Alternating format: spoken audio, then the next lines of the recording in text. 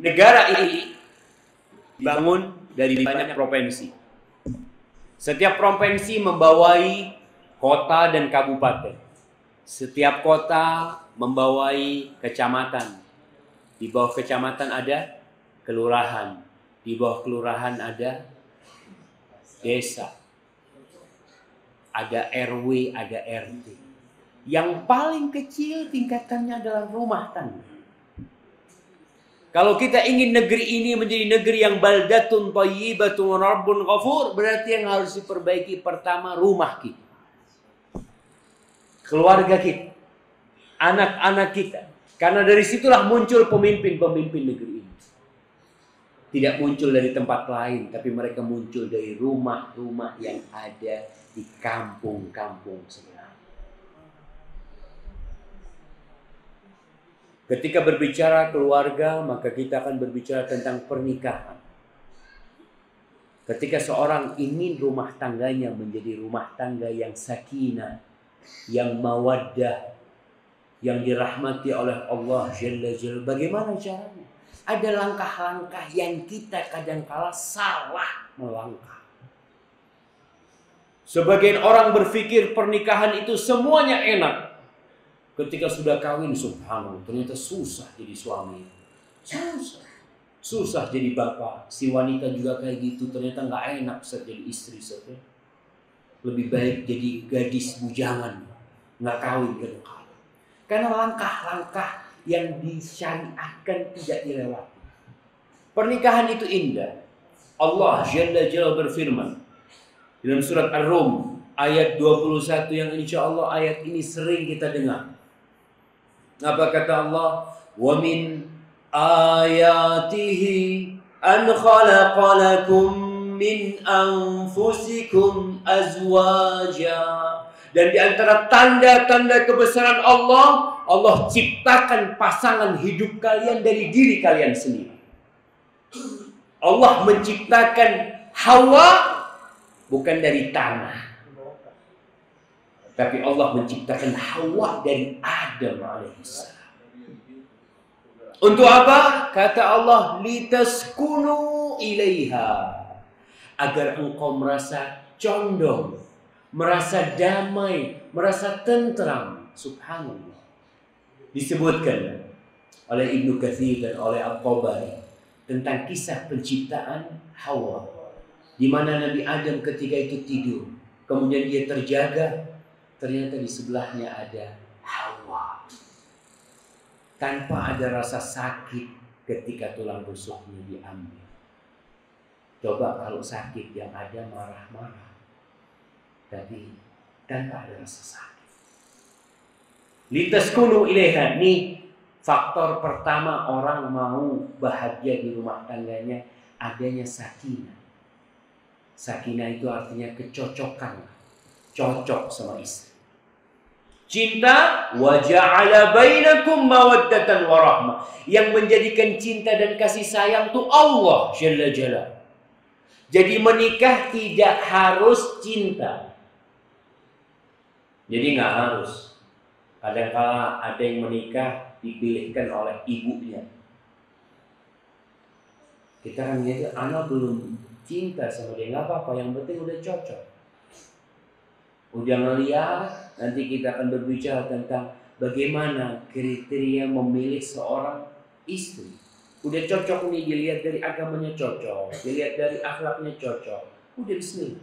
Cinta nanti. Yang menjadikan cinta itu Allah Jalla Jalla. Ada orang yang sudah pacaran 6 tahun. Dia berpikir dia sudah saling mencintai, menikah. 5 hari cerai. Subhanallah. Karena ingat, ketika jalannya untuk menikah tidak sesuai dengan keridhaan Allah, maka Allah akan murka. Kita di pernikahan, walimah biasanya apa yang ditulis? Mohon doa restu. Gimana kau akan direstui Allah Jalla Jalla? Kalau ternyata jalanmu menikah, ada yang menikah istrinya sudah hamil dulu. Na'udzubillah min dzalik. Udah berzina akhirnya menikah, minta doa restu, Allah murka. Maka seharusnya kau tobat, memohon kepada Allah ampuni. Wa ja'ala bainakum mawaddah. Apa arti mawaddah? Kata Ibnu Abbas radhiyallahu taala anhu, al-mawaddatu mahabbatur rajuli ahla. Mahabbah, cinta kepada istri. Wa rahmah, dan Allah menjadikan rahmah. Apa artinya rahmah? Rahmatuhu iyyaha ayyusibaha bisu. Kasih sayang seorang suami kepada istrinya agar tidak tersakiti. Sebagian ulama menjelaskan 3 pilar pernikahan. Yang pertama sakinah, yang kedua mawaddah, yang ketiga rahmah. Biasanya mawaddah itu awal-awal. Panggil istrinya sayang. Sebulan, 2 bulan. 3 bulan hilang sayang. Panggil umroh sini. Kadang-kadang udah kayak gitu. Ada yang baru menikah 2-3 minggu, manggil istrinya itu dengan ucapan-ucapan yang buruk. Kadang-kadang istrinya ini salah melakukan sesuatu. Dia baru menjadi istri. Dia baru belajar melayani suami. Kadang-kadang suami, kau itu bodoh banget kau itu. Jadi, subhanallah, ainal mawaddah. Mana cinta? Hilang. Rahmah. Rahmah itu terkadang yang mempertahankan hubungan suami istri. Banyak istri-istri bapak yang udah gak cinta sama bapak. Tapi kenapa Ustaz? Kesian Ustaz kalau ditinggal udah tua. Dia itu kesian loh. Kadang-kadang ada orang yang tetap bertahan, kenapa? Kesian sama anak-anak. Dia kalau suaminya udah gak demen ngelihat, aduh Ustaz udah tua kayak gini. Tapi mau gimana Ustaz? Udah ya bismillah lah di jalan. Yang ada udah kasih sayang kan? Tidak lagi cinta. Tapi gak masalah, itu pilar dalam rumah tangga. Gak harus semuanya cinta. Maka jangan antum mengatakan Anda udah gak cinta sama istri. Gak apa-apa, apa kau gak sayang sama istri? Gak kesian. Mungkin dia sudah tua. Engkau mau menikah lagi kadang-kadang. Kau gak kesian tuh punya anak. Tuh istrimu yang ngajarin anak-anakmu baca Quran. Gak ingat engkau dengan kebaikan-kebaikan istrimu. Subhanallah. Inna fi dzalika la ayatin liqaumin yatafakkarun. Di hal yang seperti ini, kalau kita lihat, Masya Allah, pernikahan itu mendekatkan yang jauh. Jauh. Kadang-kala ketemu istri dari Aceh, istrinya dari Surabaya. Berapa ribu kilometer. Tapi Allah dekatkan yang jauh. Allah menjadikan yang bertikai dengan pernikahan jadi damai. Kita lihat bagaimana Rasulullah SAW menikah dengan beberapa kabilah yang awalnya benci dengan Rasul SAW. Akhirnya mereka cinta kepada Nabi SAW. Ma'asyiral muslimin rahimakumullah, pernikahan ini pada hakikatnya kebutuhan manusia. Sebagai seorang, Allah mengatakan di surat Al-Baqarah ayat 187, hunna libasul lakum wa antum libasul lahum. Hun, itu wanita-wanita adalah pakaian buat kalian dan kalian adalah pakaian buat wanita. Allah tidak mengatakan wanita pakaian kalian dan mereka bukan pakaian untuk kalian, tidak. Supaya kita paham, jangan kalau ngomong sama istri, kau yang butuh sama aku, jangan. Kita pun butuh dengan dia. Kalau sudah di rumah tangga itu ada pemikiran saling membutuhkan, insya Allah akan saling melengkapi. Karena suami istri, laki perempuan ini nggak ada yang sempurna. Para suami bukan malaikat dan istrinya bukan bidadari. Kullu bani Adam khata', itu sudah keputusan Allah. Semua anak Adam pasti berbuat salah, pasti berbuat salah. Kata Rasul sallallahu alaihi wasallam dalam hadis lainnya, "Laulam tuznibu." Andai kata kalian tidak berbuat dosa, la dhahaballahu bikum, maka Allah akan mengusir kalian, mematikan kalian semua. Wala jaa biqaumin akharin yudnibun fayastaghfiruna Allah fayaghfir lahum. Allah akan datangkan orang-orang baru di muka bumi ini yang mereka berbuat dosa. Lalu mereka beristighfar, memohon ampun kepada Allah, dan Allah mengampuni mereka. Tapi ketika antum berbuat dosa, jangan mengatakan, iya saya kan manusia. Iya, tapi antum harus bertobat kepada Allah.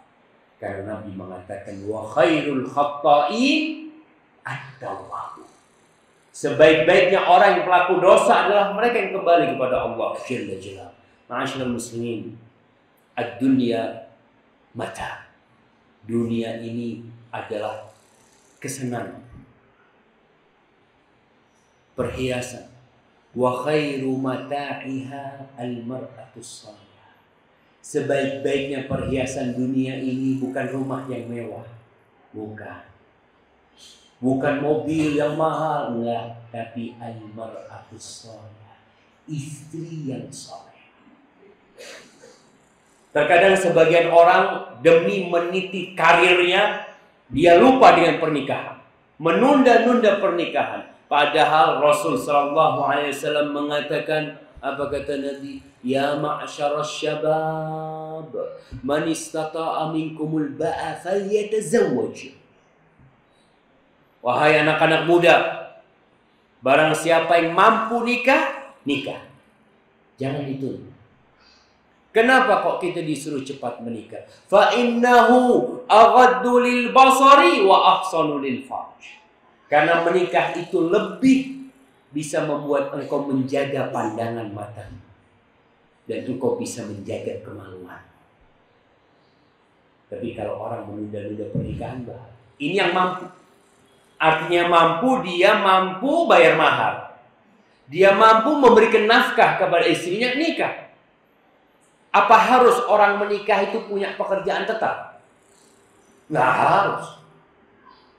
Tapi harus tetap bekerja. Apa harus menikah itu lulus kuliah? Nggak ada aturannya. Karena lagi kuliah, nah kau masih kuliah nggak boleh nikah, subhanallah. Syariat mana yang melarang orang kuliah menikah?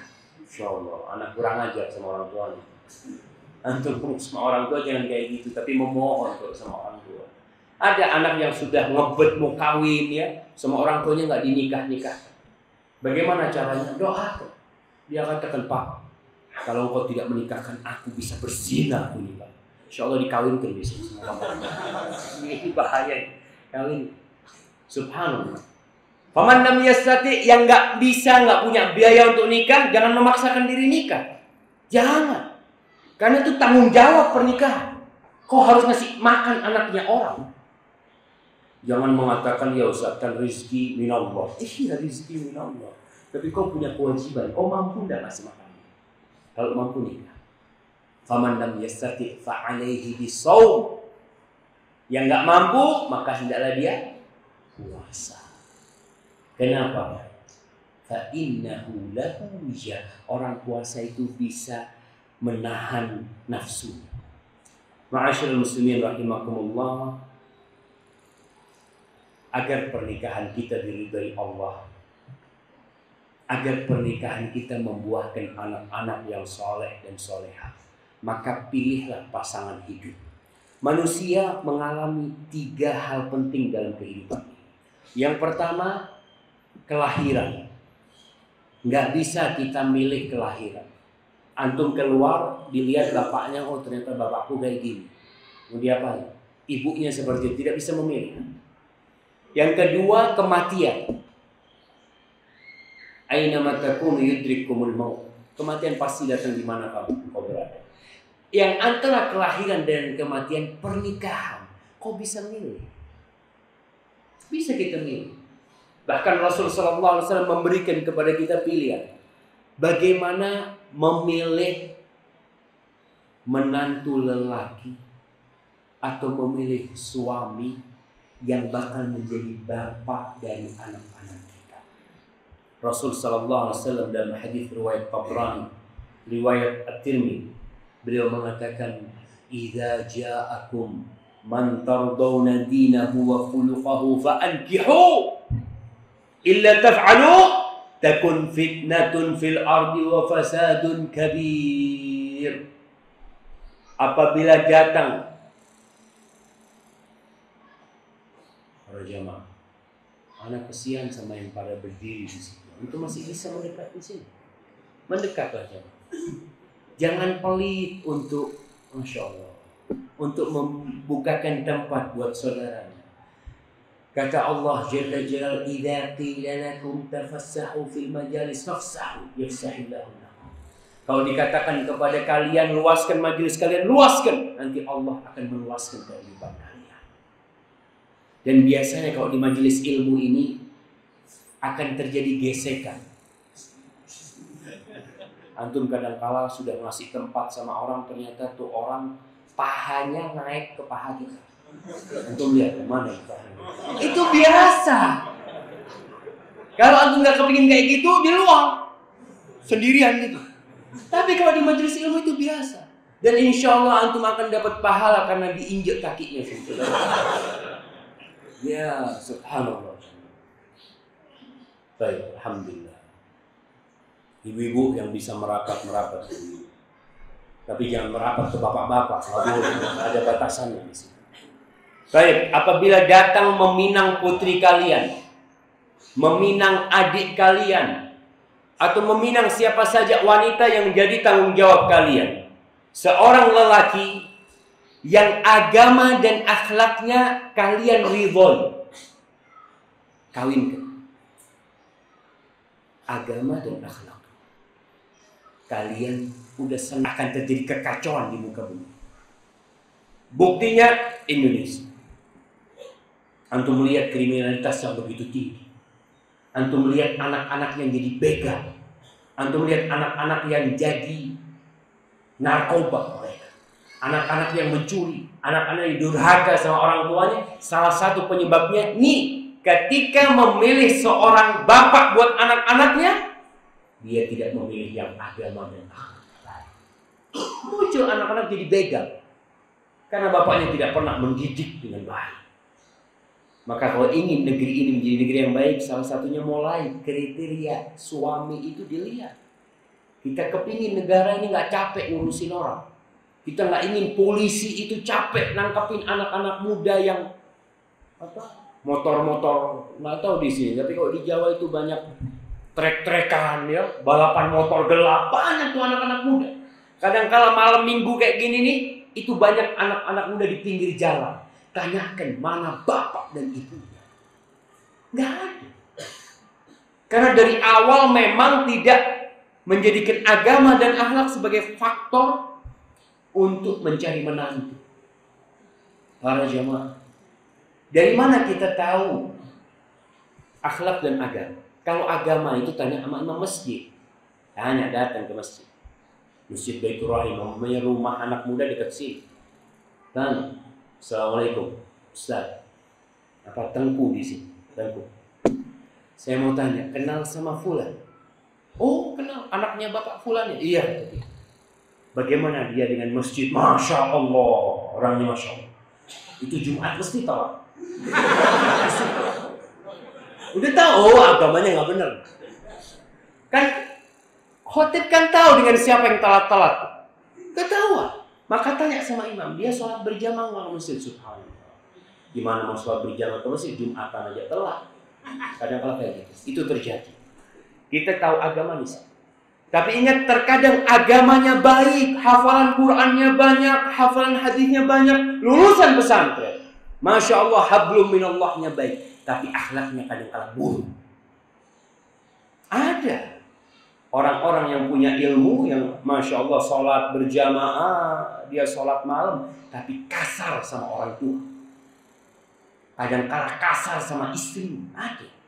Gimana kita tahu akhlaknya? Kalau ini dari masyarakat, di tempat kerjanya. Datang ke tempat kerjanya. Bagaimana Fulan? Fulan Masya Allah. Ibadahnya Masya Allah. Kalau ke kantor baca Quran, dia ngaji. Tapi subhanallah, kalau ngomong itu kadang-kadang keluar kebun binatang. Itu akhlak. Ada yang dikatakan Fulan Masya Allah, anak nggak bisa mengatakan tentang Fulan dari sisi ibadah, tapi Fulan itu pelit sekali. Kita lihat ada orang-orang kalau lagi makan bersama, ya, selalu dompetnya ketinggalan. Nggak pernah dia mau bayarin temannya. Kalau anak kita dapat suami kayak gini yang pelit, susah hidup anak kita. Maka akhlak, seharusnya agama dan akhlak itu jalan bersama, seharusnya. Tapi ternyata realitanya banyak yang enggak. Banyak yang hafal Quran, tapi ternyata akhlaknya buruk.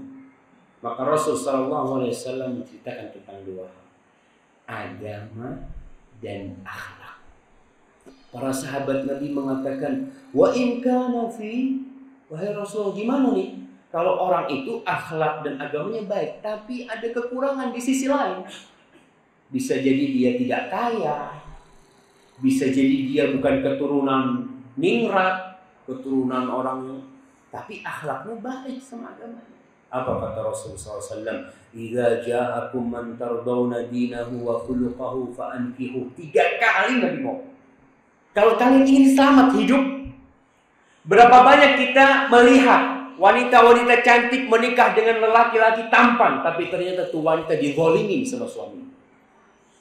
Bulus banyak dengan ditanya, duit Masya Allah, tapi karena tidak punya akhlak, maka jadi buruk. Hasan al-Basri rahimahullahu ta'ala, pernah ada orang yang konsultasi sama dia. Ini orang mau menikahkan putri, kira-kira siapa yang cocok buat putri? Apa kata Hasan al-Basri? La tuzawwij ibnataka illa min taqi. Jangan kau menikahkan putrimu kecuali kepada orang yang bertakwa. Orang yang bertakwa. Alasannya kenapa? Kata Hasan al-Basri, in ahabbaha akrama, wa in lam yuhibbaha lam yadhlilha. Orang bertakwa itu kalau dia cinta sama istrinya, dia akan memuliakan istri. Tapi kalau dia tidak suka sama istrinya, dia tidak akan menzalimi istrinya. Kenapa? Karena dia takut sama Allah. Kita tahu nih, istri kita di rumah nggak ada yang ngelihat kita menzalimin dia, tapi Allah Jalla Jalaluhu melihat. Maka para jemaah, Rasul mengingatkan agar agama dan akhlak menjadi faktor utama. Tapi terkadang di masyarakat, kalau ada orang melamar yang ditanya pertama, kerja di mana kok? Alhamdulillah, saya dokter. Masya Allah, Masya Allah, Masya Allah. Iya, Bismillah, kapan rencana menikah? Langsung. Tapi kalau ditanya, kerja apa kamu? Guru ngaji. Guru ngaji? Berapa gajinya? Subhanallah. Kadang-kadang kalau sudah yang melamar guru ngaji, kesian. Guru ngaji digaji berapa di sini? 600.000. Hah? 3 bulan 600. Ya gitulah, dizolimin ya, guru ngaji. Kadang-kadang kalau guru matematika digaji besar, tapi pas guru ngaji, aduh guru ngaji sedikit aja udah seneng. Itu zalim.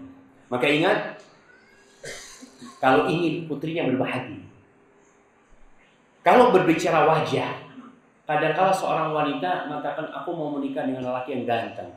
Berapa lama kegantengan suaminya akan bertahan? Pertama melihat, oke, ganteng. Setelah menikah dapat sebulan, dia lihat suaminya ternyata biasa-biasa aja. Nih, karena tiap hari ketemu. Orang kalau tiap hari ketemu, antum coba, Masya Allah, ketika melihat sebuah mobil, antum kepingin beli mobil itu. Setiap melihat mobil itu lewat, Masya Allah.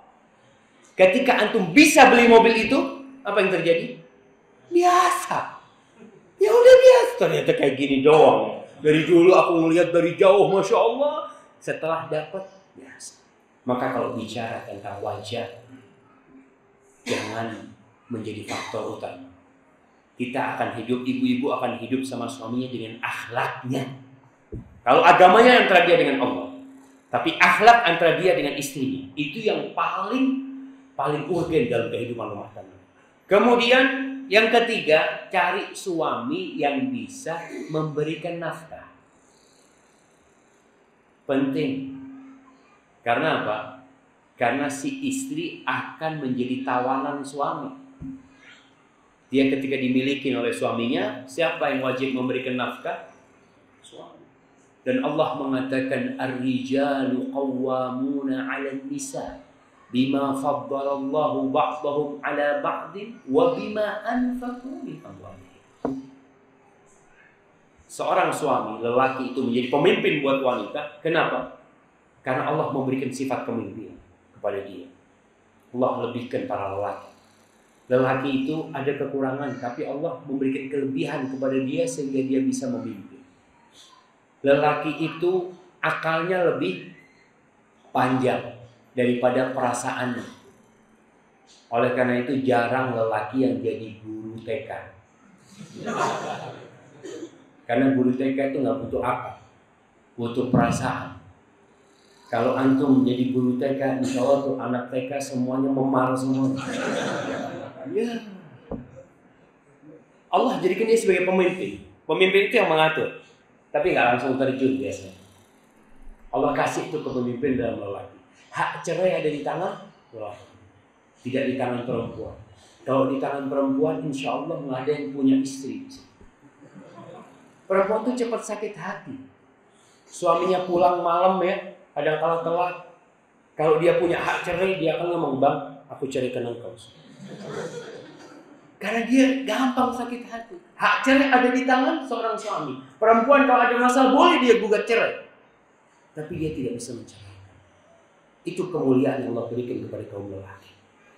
Yang kedua, Allah jadikan lelaki pemimpin adalah karena dia memberikan nafkah kepada istri. Jadi kalau dikatakan kemuliaan suami karena dia memberikan nafkah. Kalau suami sudah tidak memberikan nafkah kepada istrinya, biasanya kepemimpinannya sudah pincang. Istri biasanya akan kurang ajar. Karena apa? Karena merasa yang membiayai hidup siapa? Si istri. Maka hati-hati. Tapi kalau istri soleha seperti Khadijah radhiyallahu taala anha, siapa yang membiayai hidup? Khadijah. Tapi dia karena istri soleha, dia bahkan bangga mendapatkan suami Rasulullah SAW. Ibnu Mas'ud, istrinya namanya Zainab. Ibnu Mas'ud miskin, tapi Zainab, masya Allah, dia bisa bikin tenunan-tenunan dengan tangannya dia jual. Makannya itu dari hasil tenunannya Zainab istrinya. Tapi istrinya tidak kurang ajar karena istrinya soleha. Makanya kita akan baca, kita akan pelajari bagaimana mencari istri yang soleha. Carilah suami yang bisa memberikan nafkah. Tidak harus besar, tapi cukup untuk kehidupannya. Ada seorang syekh, kita bicara tentang bagaimana Islam memuliakan wanita. Kewajiban memberikan nafkah 100% kewajiban siapa? Suami. 100%. Ini ada seorang syekh berangkat ke Amerika, dia melihat air terjun yang namanya apa? Niagara. Banyak tuh cewek-cewek Amerika di sana. Orang-orang berkunjung ke sana, saya ini melihat ya, dengan pakaian Arabnya dengan simak. Dipanggil sama tuh cewek-cewek. You, come here. Saya kan cewek-cewek sana kan nggak ada malunya. Dipanggil. Aku iya katanya. Akhirnya perempuan itu berkata, aku dengar wanita-wanita di negeri kalian itu dizalimi. Mereka nggak boleh keluar rumah, nggak boleh kerja. Pokoknya mereka itu tidak bisa beraktivitas. Kata syekh ini, inti salah informasi. Salah. Perempuan-perempuan di negeri kami adalah ratu-ratu. Kami ini budaknya tuh perempuan-perempuan. Iya. Kami pagi keluar cari fulus, dapat fulus kasihkan ke siapa? Kasihkan ke dia. Suami ini tugasnya cuma terima kasih. Dia terima gaji, kasih istri. Kan sebenarnya para lelaki ini budaknya tuh perempuan. Kita bekerja buat siapa? Buat para wanita. Kita bekerja untuk anak-anak kita. Wanita tinggal nunggu, Bang. Gas habis. Ya memang seperti itu, wanita ini dimuliakan. Tapi ternyata ada orang-orang yang tidak merasa dimuliakan. Karena pengaruh barat. Apa kata perempuan-perempuan itu? Perempuan barat ini mengatakan, kalau di sini ada lelaki yang kayak gitu, ada suami yang kayak gitu, aku cium kaki. Karena di barat perempuan dipaksa untuk bekerja. Biaya hidup mahal, maka istri harus bekerja juga untuk membantu suami biaya rumah. Subhanallah, tuh perempuan sudah hamil anak kita. Tuh perempuan sudah melayani kita, masih disuruh bekerja cari duit. Boleh itu jangan. Satu kezaliman. Islam nggak mau seperti itu. Islam memuliakan para wanita. Maka kewajiban memberikan nafkah kewajiban para suami. Kecuali suaminya nggak mampu. Suaminya memang sakit atau gimana, ya monggo si istri membantu, tapi bukan wajib. Dia kalau mau membantu silahkan. Nggak boleh sih suami mengatakan, wahai istriku, nih kita rumah kontrak ya, paruan nih. Kau bayar separuh, aku bayar separuh. Nggak boleh, itu tugasnya suami bayar kontrakan semua. Kau kok minta aku dari orang tuaku, kau keluarkan aku dari rumahku dengan tanggung jawab kau yang membiayai hidupku. Seperti itu dalam Islam pernikahan jamaah. Maka Rasul Shallallahu Alaihi Wasallam ketika Fatimah binti Qais hendak menikah, dia dilamar oleh dua orang, Abu Sufyan sama Muawiyah bin Abi Sufyan dan Abu Jahal. Maka Nabi mengatakan alaihi salatu wassalam, amma Muawiyah fasa'lu kullama lana. Kalau Muawiyah ini miskin, nggak punya harta, maksudnya dia tidak akan bisa menghidupi engkau. Wa amma Abu Jahal fala yadha'u asahu an atiqih. Abu Jahal itu nggak pernah meletakkan tongkatnya dari pundak. Suka mukul, kadang-kadang suka safar. Kan ada lelaki-laki yang kerjanya itu di laut ya, mau 4 bulan ke laut, 6 bulan ke laut, baru balik, kan susah istri tinggal. Maka Rasulullah SAW memberitahu tentang dua lelaki yang meminang. Nabi memberikan anjuran kepada Fatimah untuk menikahi siapa? Usama bin Zaid bin Harithah radhiyallahu taala anhu.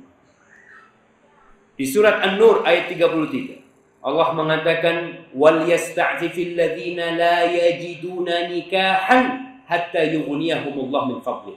Hendaklah yang tidak memiliki kemampuan untuk menikah bersabar. Jangan memaksakan diri untuk kawin sedangkan engkau tidak bisa memberikan nafkah kepada istrimu. Sabar. Sampai kapan sabarnya? Hatta yughniyahumullah min fadlih. Sampai Allah memberikan kecukupan kepada dia, baru kau nikah.